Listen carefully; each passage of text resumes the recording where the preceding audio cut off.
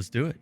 You ever wanted to know how your stories might be affecting your problems from a narrative point of view?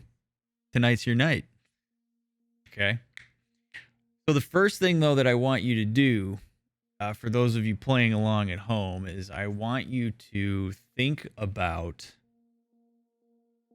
a problem that you may have in your own life, and it may be helpful to be able to relate to what I'm saying by having that problem in mind.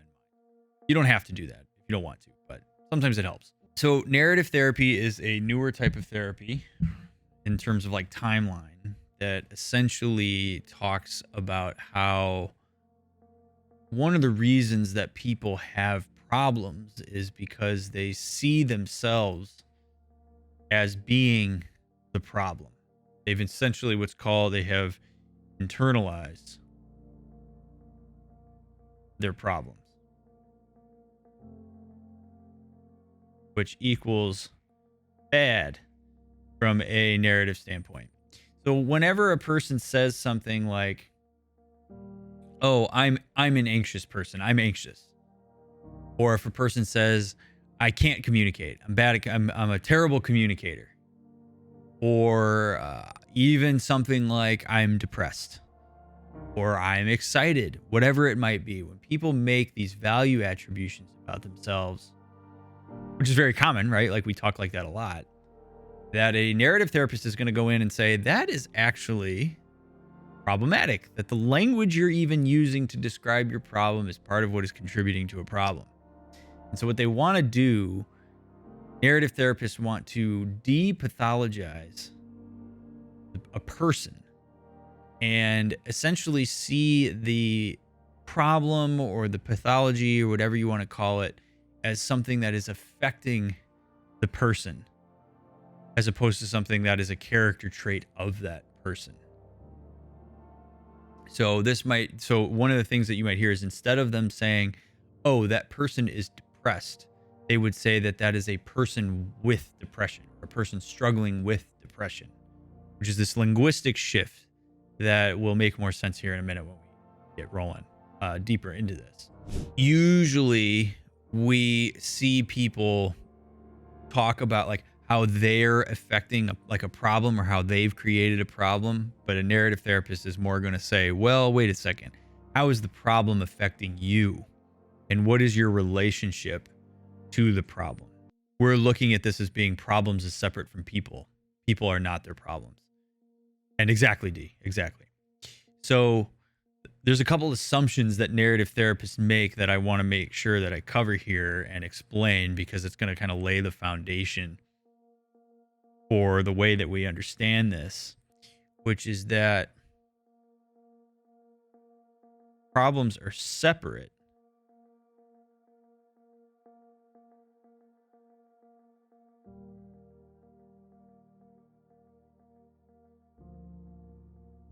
from systems and individuals.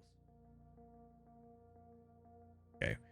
Again, which is to say that whatever the problem is, so whatever problem is on your mind right now, whatever you're thinking, "Oh man, this is something I've been struggling with a lot lately," that a narrative therapist is fundamentally going to say that that problem you have is external to you. It is not something that is a trait that you hold. In the case of anxiety, what we would say is that anxiety is something that sits over here, and then I'm over here. And Warped, you don't have to apologize at all. It's totally okay. It was a very legitimate question, but I think you'll see that there's a bit of a difference here. Okay, so let's say we have anxiety here, and it's this okay, and then I, Dr. Mick, hang out here. Okay, there's a separation here between those two things.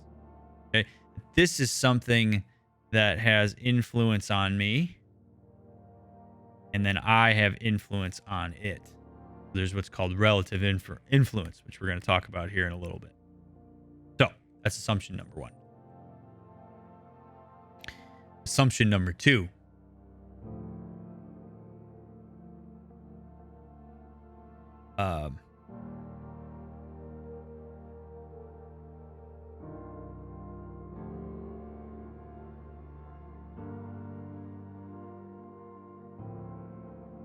is that people tell themselves stories about themselves and problems and successes also. But in the context of therapy, we're generally working with problems. So,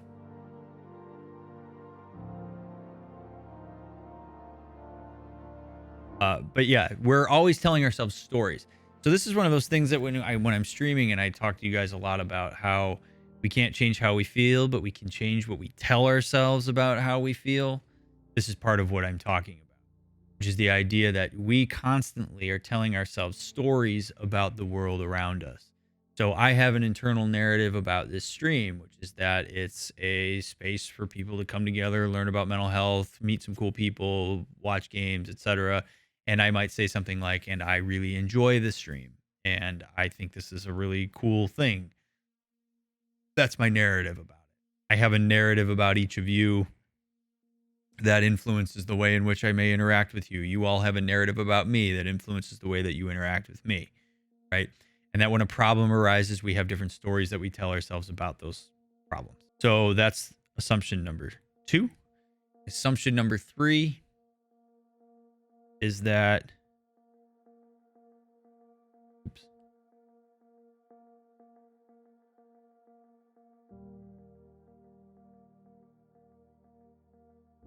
stories can be reauthored.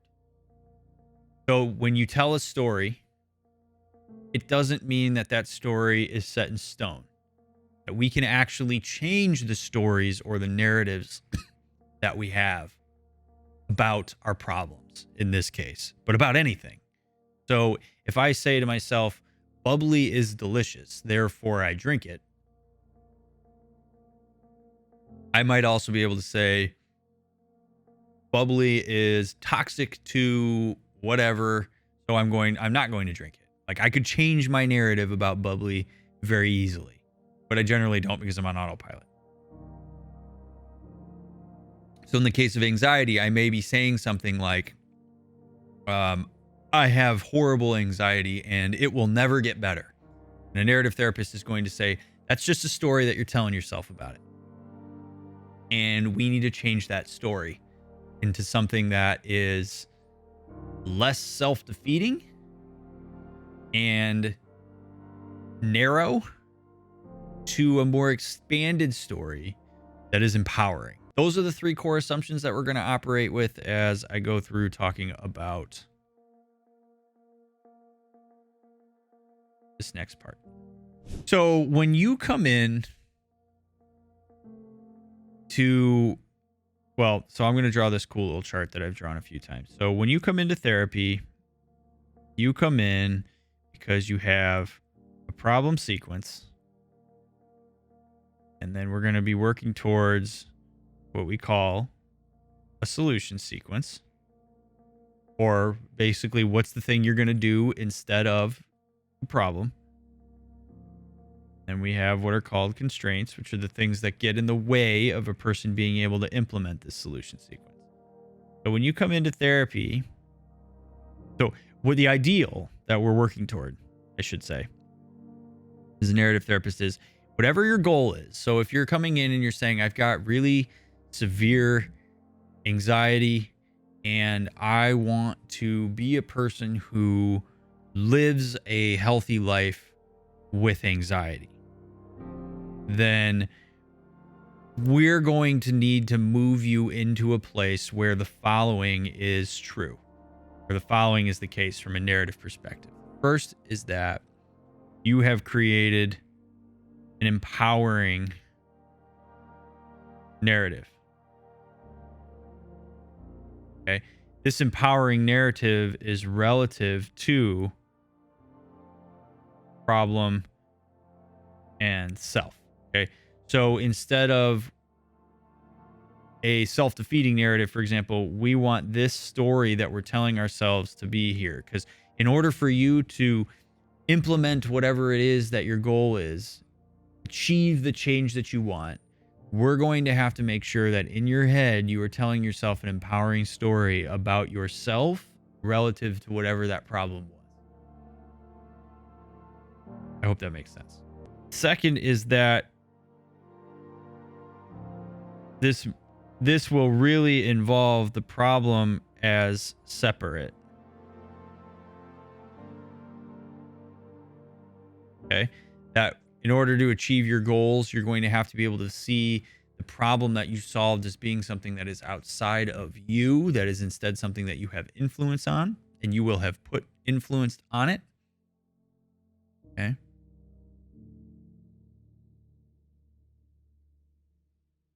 And that's really it. Okay? You can also say that this is an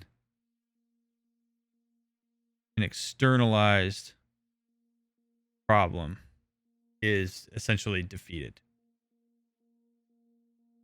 Stating a negative fact about yourself, for example, I'm never going to be healthy due to multiple chronic illnesses, be any different. Sure. So that's the thing is like the chronic illness may not be something you can do anything about, Caden, but the story you're telling yourself about it is something you absolutely could do something about. So if a person says, I'm never going to be healthy because I'm, whatever, like the therapist is going to say, well, there may be these chronic illnesses that you have that we can't change. They're there, but we really might want to think about how you talk to yourself about the fact that you have those chronic illnesses.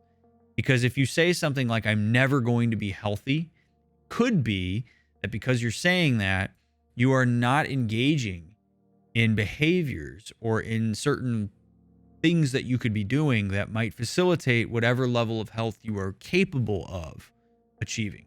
When you come into therapy, there's a very good chance that you have a rigid story, that you have what's called a problem saturated story,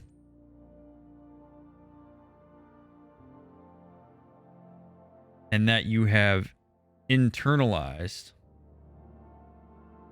problem. Okay. So again, the idea of I can't is a rigid story. It basically shuts down the possibility that there's things that you could do. Problem saturated story means that I'm constantly looking at myself as being the problem and internalize the problem. Like the anxiety, I am anxious is reflective of a problem saturated story. I'm not capable. I can't fix this. I can't do anything about it. I'm anxious. I'm impulsive. I'm depressed. I'm etc. Whatever it may be. That's what it sounds like. Which is to say that I see myself as the problem, which is not very empowering. So that's why problems exist from a narrative standpoint.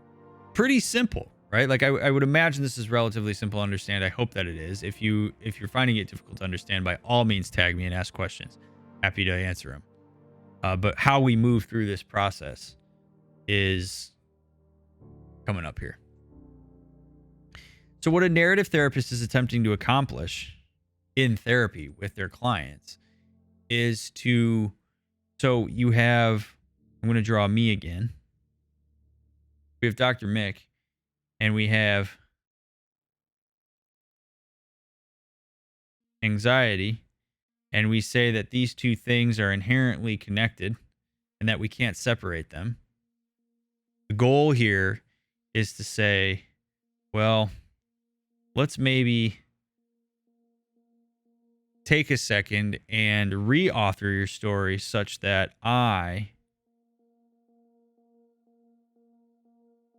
am separate from this, and that I have created an empowering story that gives me big, strong muscles and a six-pack. Be able to fight this thing. Okay. So this happens in the, like my entire goal as a narrative therapist is to empower this person to fight that. And that it's way easier to do when that is separate Because otherwise, if we don't do this, then what I'm doing is I'm empowering this person to fight themselves. And we don't want that. Because if you see yourself as being anxious and then we start working against your anxiety and I try to empower you to fight your anxiety, then you are essentially just fighting yourself. Because you're saying, well, in order for my anxiety to go away, I have to go away. And that's not very useful from a therapeutic standpoint.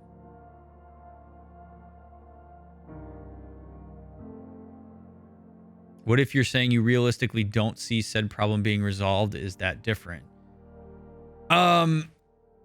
It could be. But if you see the problem as being something that isn't resolvable and you as a result say, so I don't even want to work on it, then you probably aren't going to be talking about it in therapy. If you come to therapy and you say, I have this problem but it can't be solved. A narrative therapist is either going to say, okay, well, that's a really that's a self-defeating narrative, and we probably need to change that narrative so that we can see if there are solutions available. Or if the person absolutely buckles down on, nope, it can't be solved, then a narrative therapist is going to say, like, okay, well, then I don't really know what you want me to do.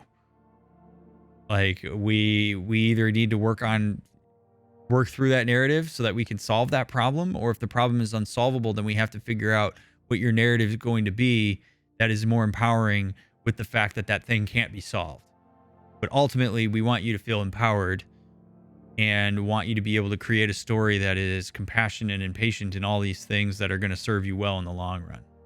So it's the thing is, like, if a person goes to therapy and they essentially sell the therapist on none of this can be changed, then, I mean, to some extent, a therapist is going to look at you and say, then I don't understand why you're here. Because the only people I can work with are the people that are in my room. And there's always something that we could attempt to do differently. Although, sure, it gets exhausting to do that over and over again. But it may just be that we haven't found the right thing yet. A narrative therapist is going to double down on, we need to really get a feel for what your story is and how that might be wrapped up in a problem-saturated narrative in and of itself.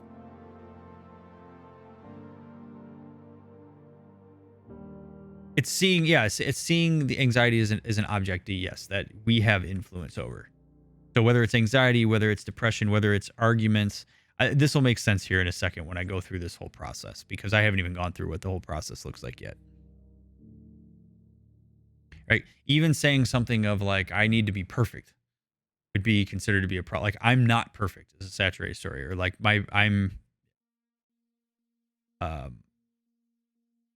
which again, that'll make sense in a second when we get through externalization. So before we do that, though, I do want to say that the role of a therapist in narrative therapy is to be empowering and is to help clients build a new story about themselves that is empowering, and also help clients separate their problems from themselves. Like, that's your entire role as a therapist.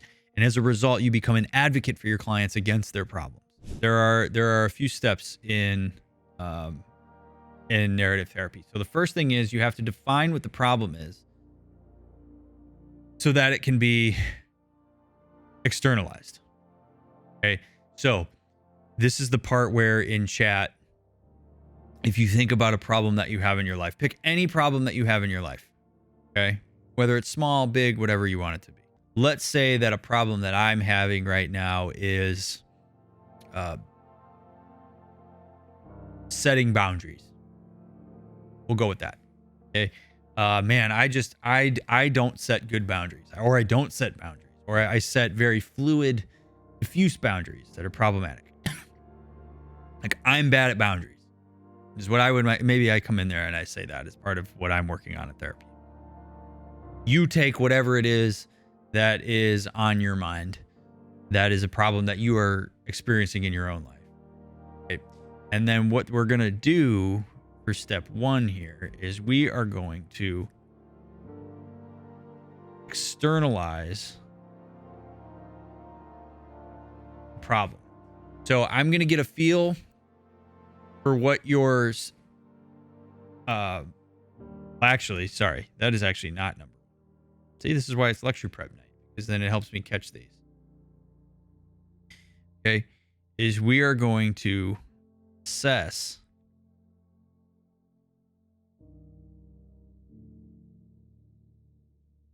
the problem narrative around that. So again, you kind of heard me say that, right? So I come in and I say, "Oh, I'm terrible with boundaries." So my narrative around that is I don't set good boundaries. I let people run all over me. I say yes to everything, and I'm not good at boundaries. I'm a terrible boundary setter. That's my problem narrative. And by the way, this doesn't happen in one session. This happens over the span of several sessions. I'm just doing a very condensed version of this for the purposes of teaching the model itself. Okay. So we assess for the problem narrative. Once we have that, then we externalize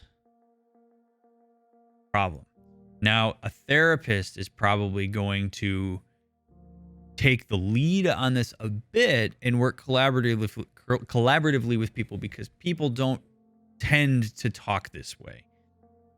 And so what we would do here is you would sit and you would say, okay, so, all right, Dr. Mick, I hear you saying that you're bad at boundaries. And I'd say, yes, I'm bad at boundaries.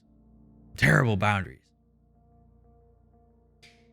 The narrative therapist is going to say, okay, so I'm telling myself, and I'm going to draw this, I say, okay, so I'm bad with boundaries. And that's inside. And that's problematic. Oh, man, you guys like that? What a... Go over here. Okay. 5-year-old me just needs to step out for a second. Okay. So boundaries are internal of me. So what we need to do is figure out new language that separates the boundary setting from me. And so the way that a narrative therapist is going to do this is they are going to say,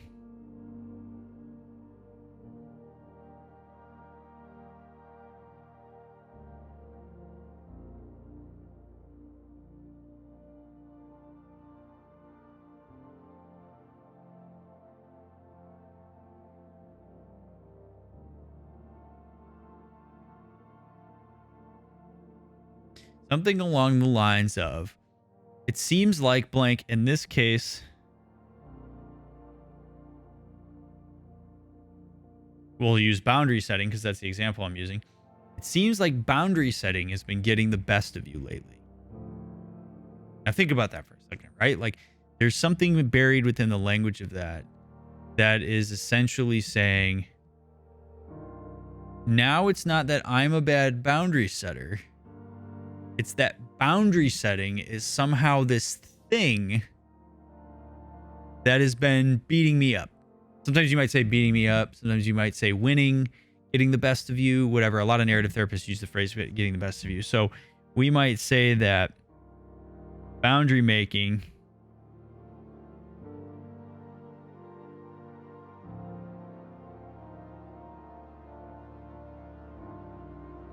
has been just pummeling me.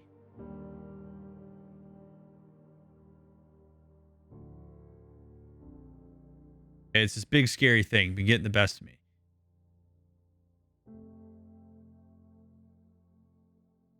With kids, this works wonderfully because you can draw these things out, and kids seem to really gravitate towards this. Okay, which is the idea that, like, again, this is something that is separate from me. So I've created a separation here. It's externalized. Now boundary setting is no longer this thing that's inside of my head. It's this thing that's outside of me that is getting the best. It does look like ass. It says but that does look like ass. Okay. This thing's beating me up. Really been getting the best of me lately. Does this make sense? Do you guys kind of see how this works?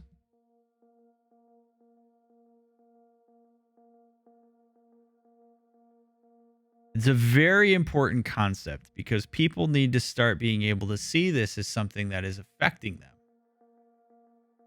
Okay. So, Dr. Mick, it seems like boundary setting has been getting the best of you lately.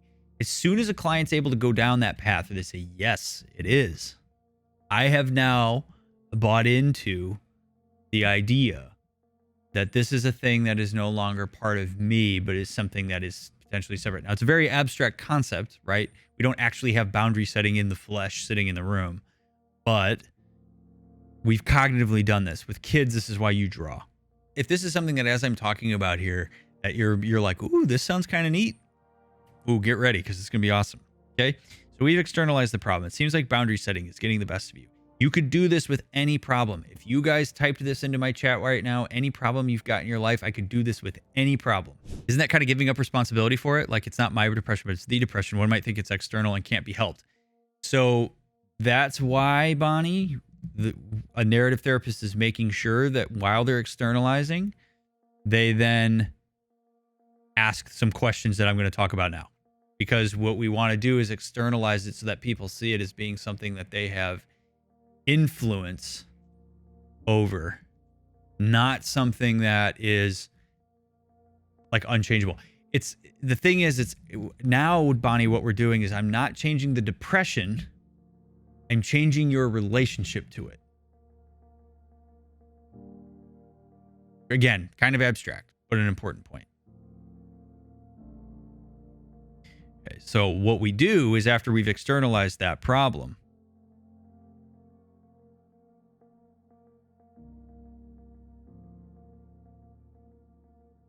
is we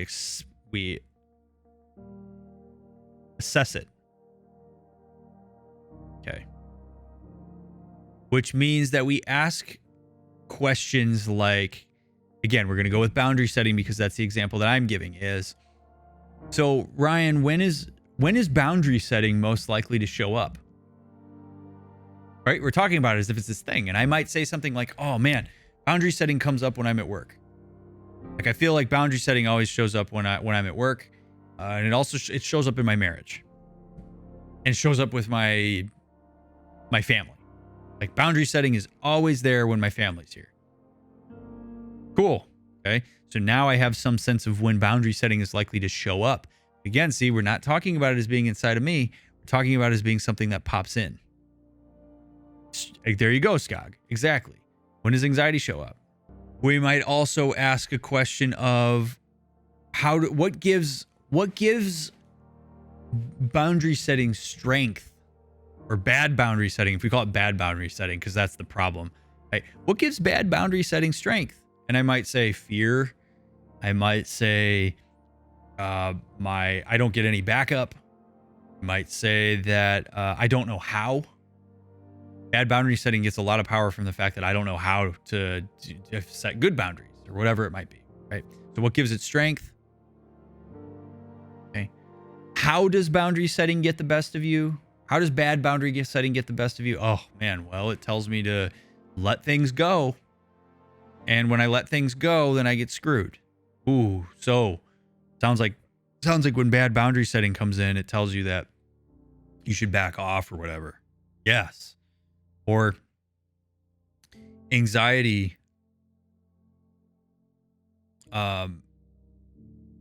Anxiety gets the best of me by telling me to run away, or it tells me to make sure that I ask for reassurance from my partner. It gets the best of me when I'm scared, or when I don't know what's going on. It pops in and it tries to take care of me. So that's another question. And a final one is, and this is, sometimes people have a hard time with this one, but it's kind of like, how do you give power to anxiety? How do you give power to bad boundary setting? Oh, well, I listen to it, or I follow through with it, or I do it. Okay.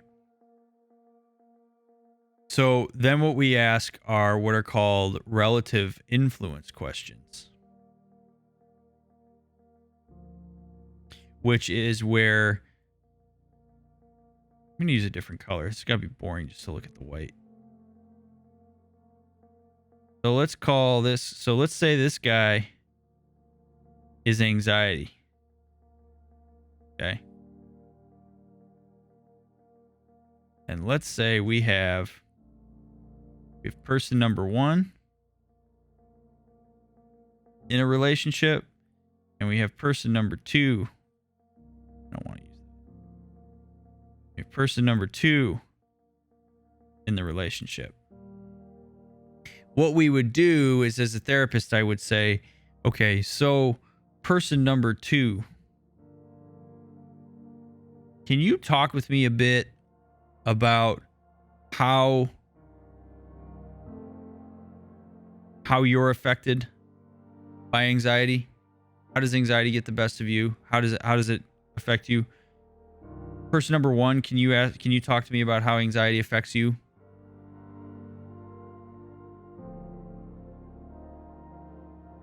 Okay. Can you talk to me about how anxiety has managed to divide you?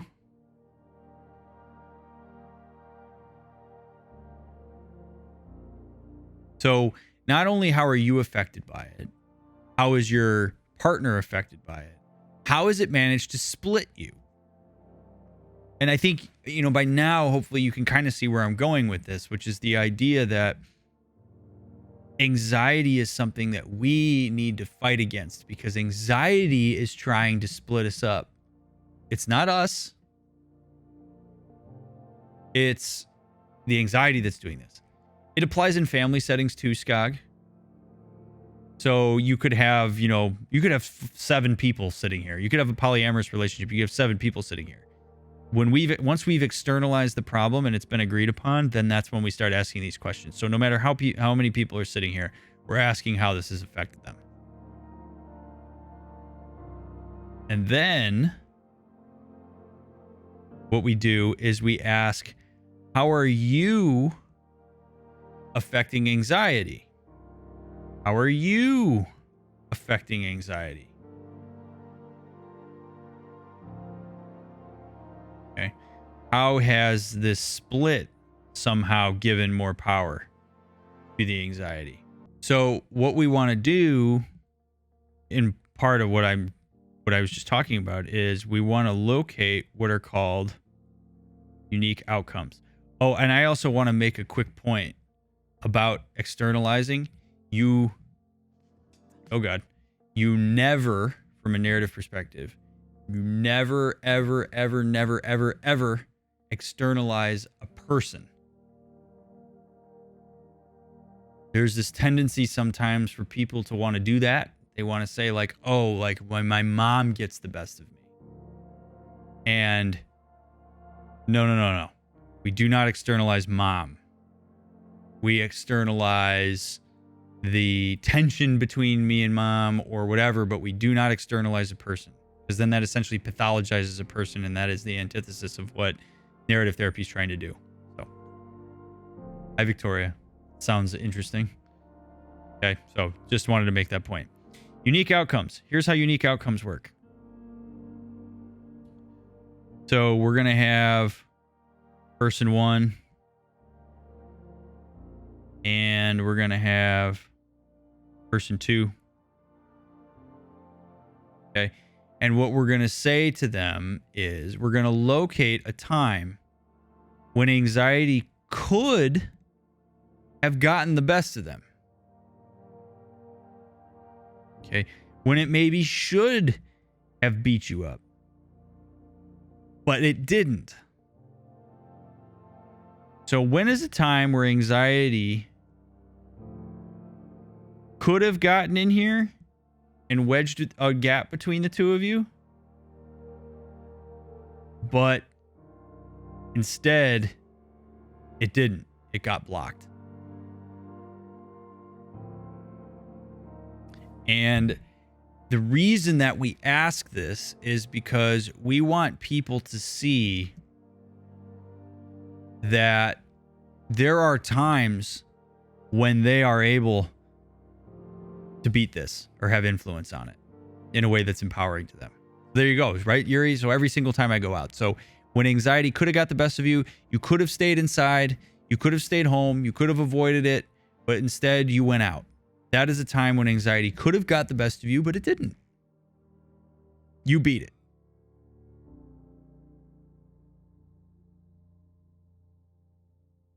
Okay. When is a time where you guys were able to, as a couple, say, you know what? We're going to set a big old boundary here with anxiety.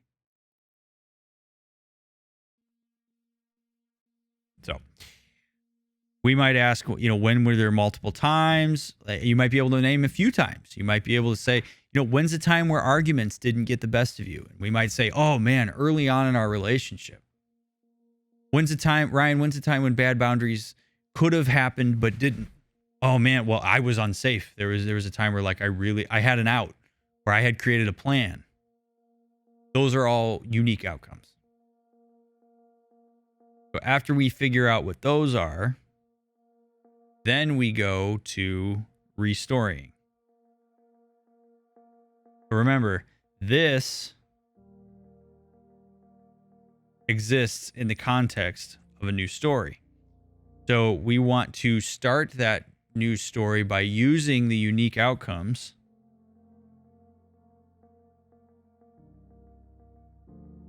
to drive that new story.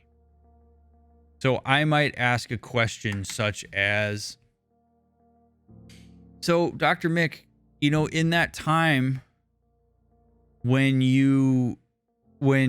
bad boundaries could have got the best of you, but they didn't. What does it say about you that you were able to fight off bad boundaries that night? How'd you manage to do that? And I have to answer that question, and I have to say something maybe along the lines of, well, I guess it says that I can do it if I need to. What does it say about you that your anxiety was so bad on Saturday, yet you were able to beat it by going to that party and hanging out with your friends? Or what does it say about you that anxiety was super loud and it was trying to get the best of you and you decided to play a video game? Oh man, I guess it means that I've got it in me. It might say that I'm strong. It might say that I'm capable, whatever it might be, right? But again, this is the whole idea here, is for us to say man, yeah, sometimes anxiety is not so bad, but that's because we're able to use it. So actually there was this one time where anxiety didn't get the best of me because I listened to it. But then I decided that I was going to do this. I kind of was thankful for it, but I still made this decision to do this. So then step 7 in our fabulous process here is we then want to reinforce the new narrative. So if I start to say something like, I'm capable of setting good boundaries.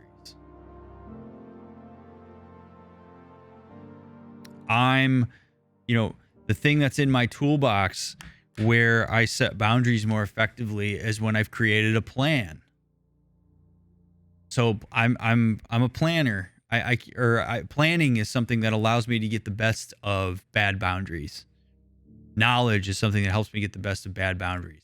Emotions help me empower me as tools that I use to wield against bad boundaries. So I must be somebody who's capable of setting good boundaries. So I'm capable. Very important. We want people to internalize this empowering narrative about it. Okay? And the way that the therapist reinforces that is by agreeing, by saying, yes, absolutely. I've seen it. You've shown it. It's wonderful that you can create that story. Really reinforcing that for people and saying, I'm wondering what it's like if the next time you go to so Dr. Mick, the next time you go to a family gathering, I'm wondering what will happen when you go into that gathering, saying some of these things like, I'm capable of setting good boundaries.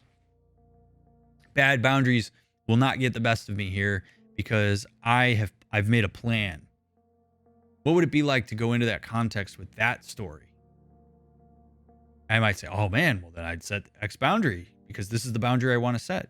So I have to be able to see myself as a person who's capable of setting that boundary, as somebody who's fought off bad boundaries and who has now invited good boundaries in. When you are a narrative therapist, one of the things that gets talked about a lot is this idea that you're advocating for your clients. You want them to feel empowered by you, but also by themselves, and that you're kind of an agency for that.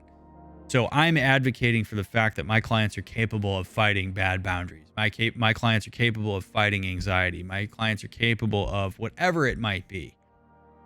And sometimes with kids, they'll draw something and we might call it the monster. Like we might call anxiety like the monster.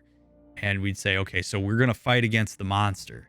Tell me what are the things that make you feel comfortable fighting the monster? I once had a kid that I was working with that had a problem. I won't say what the problem was because I'm going to keep this super vague. But I once had a kid that I was working with who had a problem, who drew this figure like this and said that this was his problem. And I remember he drew this like frowny face, and then he kind of drew these like angry eyes. And then we kind of like decorated him, and he said, "Oh yeah, he's got like all these medals because he's managed to get me to do this." And then he gave him a hat. Right? And then we had him created, and we said, okay, so first of all, it was really empowering for him to draw this and to have it this tangible thing. And he was like, this is the problem. And so we would talk about like, what are the things that make the problem vulnerable? And he was like what do you want to do to the problem? He's like, oh man, I want to chop his arms off because he grabs me. It's like I want to cut the problem's arms off because then he won't grab me anymore. I said, well, when it grabs you, when's the time where it tried to grab you? And again, assessing for a unique outcome. When's the time where it tried to grab you and could have gotten you, but it didn't? And he said, X was this time where this happened. And I said, okay. I was like, so I want you to imagine that time, and I want you to really channel that and think about that tool, what you did there. Okay. I said, all right, cool. And so then I was like, and now I want you to rip. Oops. No. I was like, I want you to rip his arm off. And he did. He didn't take this whole thing out. Whatever. I just wrote it. But he ripped the arms off. And then we were talking about like, wow, that's really cool that you could do that. And then we eventually threw the problem into the garbage. And we talked about what that was like to throw it into the garbage. And we had this whole toolbox of like these cool items that he got to take home, so that when the problem showed up at home, he could dig into his toolbox and remind himself, like, the saw is when I do this. I try not to do guns, but like the gun is when I could do this, or whatever it is, or my power up is this. And it made a huge difference for him because he had drawn it. He had taken powership over it. He had seen that this was something that was separate of him, that it wasn't him. And I mean this for all of you, seriously, every single one of you. Say it to yourself.